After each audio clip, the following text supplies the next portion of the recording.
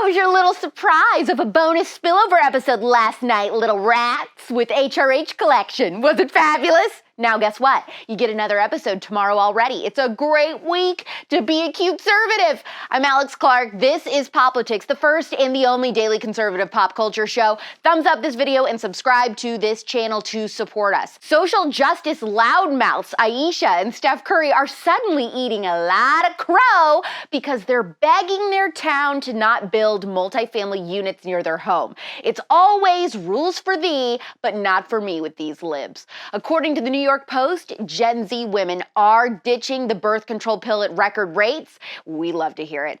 Jeffree Star is dating someone in the NFL, and we'll wrap up with a really sweet What's Good Wednesday submitted by one of you. Welcome to Clown Town! Population 2, Steph and Ayesha Curry. The social justice loving couple live in Atherton, California, which is a very wealthy and exclusive community. They seem to be very happy there. Well, until now, because the city wants to build some multifamily units on the property next to their mansion. The New York Post wrote a whole article about this and said that Steph and Ayesha basically admitted, like, we know that we usually say one thing, but we kind of want to do another, and we're a little apprehensive about it, but like, yeah.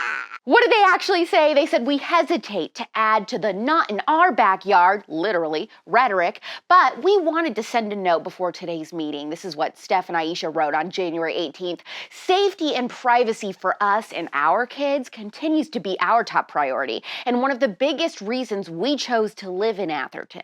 It's so funny to me that Steph and Ayesha admit their hypocrisy. Like, this makes us uneasy to say because we know everyone else should welcome in illegal immigrants, etc., but we shouldn't have to have any riffraff near our house. They've outed themselves as entitled, elitist, hypocrite liberals who told us to vote for Joe Biden because he was more compassionate. But don't you dare build affordable housing next to them. You get the hell out of my hood. Speaking of the Post, another great article from them today discussed how Gen Z is ditching hormonal birth control.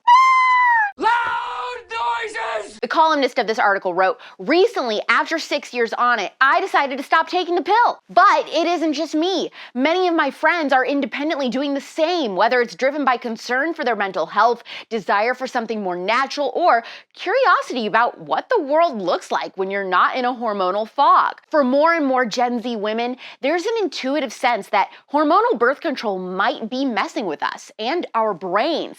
And research, she wrote, is backing it up, showing correlations between the pill and a decreased sex drive, as well as higher rates of depression and suicide, and even stress reactions similar to PTSD survivors. The writer also talked to a 24-year-old girl from Austin, Texas, who recently got off the pill. She said after she stopped taking it, she feels less hormonal and manic after quitting, and that she experienced entirely different feelings toward potential partners. She said, I'm not even attracted to the same people. People smell different to me. Men smell different to me. Now this right here, this is the issue. We're dating the wrong people. We might even be marrying the wrong people. Women are operating in a completely different state of mind on the pill. And the pill, by the way, was never supposed to be taken long term. It was supposed to be temporary, and yet some of us are on it for decades. Our doctors never ask us, hey, it's your 12th anniversary on the pill. You want to consider not taking that? It's never brought up. That's why I'm on a mission to get young women off this pill. And if it is the only thing that I talk about from now on,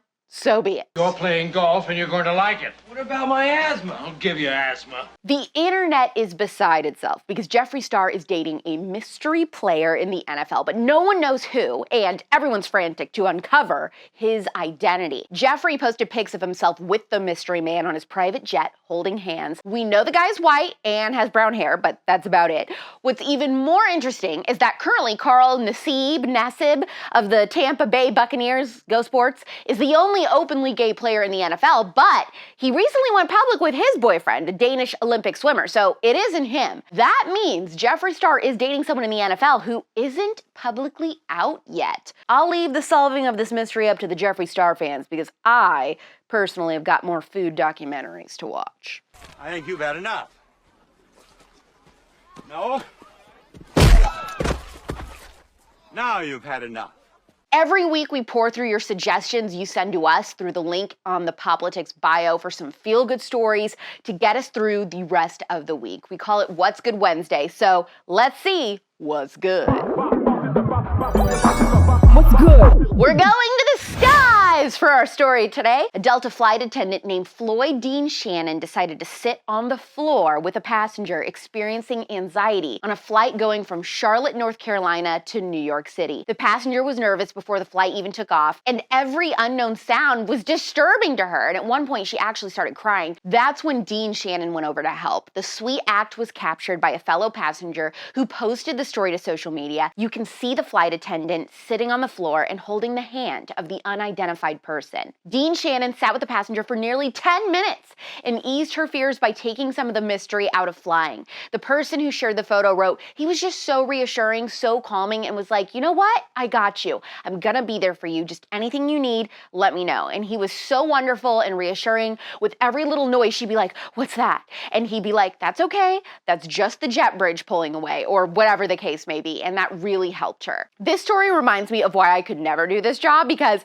I would have totally messed with that girl, and when she heard a noise and asked me, "What's that?" I would have been like, "There's a colonial woman on the wing! There's something they're not telling us!" Is that too far? That part made me uncomfortable. Yeah, at the time it seemed funny. Are there any CUTEservative flight attendants? I'd sure love to know who you fly for. Thumbs up this video. Tell me if you've helped anyone reconsider being on birth control lately. Actually, somebody in the office yesterday, I had like a meeting at Turning Point, and this girl pulled me aside and she was like, "Hey, so here's what I'm thinking, like considering taking out my IUD, but I'm just really nervous. Like, what do you think?" And it's really starting so many conversations. Subscribe to this channel, please. And and don't forget, tune in to an all-new episode of The Spillover this Thursday at 9 p.m. Pacific, midnight Eastern. We're back tomorrow at 4 p.m. Eastern, 1 p.m. Pacific. It's pop culture without the propaganda, Monday through Thursday. I'm Alex Clark, and this is Politics.